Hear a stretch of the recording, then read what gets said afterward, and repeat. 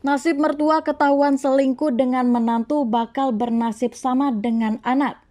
Begini nasib Ibu NR yang ketahuan berselingkuh dengan menantunya sendiri yakni R. Seperti diketahui, NR dan R kini telah resmi bercerai secara hukum. Ibu NR bisa bernasib sama seperti anaknya karena telah ketahuan berselingkuh dengan R. Karena Ibu NR dan sang suami, ayah NR telah menjalani proses perceraian. Sama seperti anaknya, ayah NR juga sudah tidak bisa melanjutkan hubungan rumah tangganya dengan sang istri.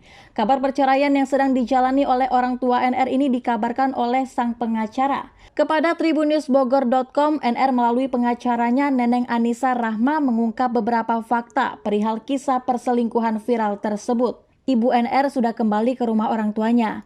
Untuk bapak dan ibunya dalam proses perceraian juga, kata Neneng saat dihubungi tribunnewsbogor.com melalui WhatsApp pada Rabu 28 Desember.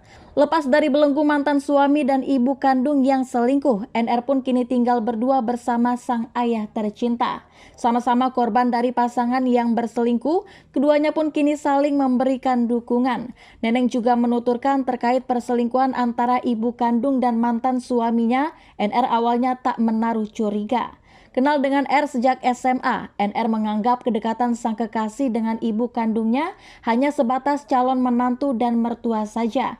Namun ternyata di belakangnya R menjalin hubungan gelap diam-diam dengan ibunda NR. Kemungkinan mereka, R dan ibunda NR menjalin hubungan saat masih pacaran. Tapi saat itu NR menganggap bahwa hubungan dekat mereka ya sebatas calon menantu dan mertua. Tidak tahu kalau ternyata lebih dari itu, ungkap Neneng. Hubungan terlarang antara R dan ibunda NR berlanjut hingga ia menikahi NR.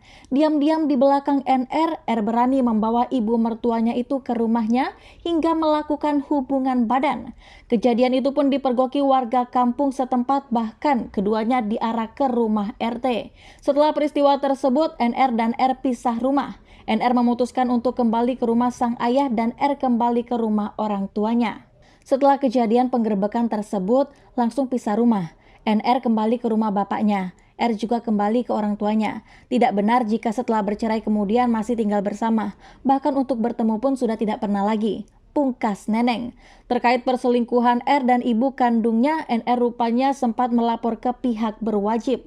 Kendati ada kesaksian dari warga yang menggerebek, laporan atas kasus dugaan perzinaan itu tidak bisa diterima kepolisian.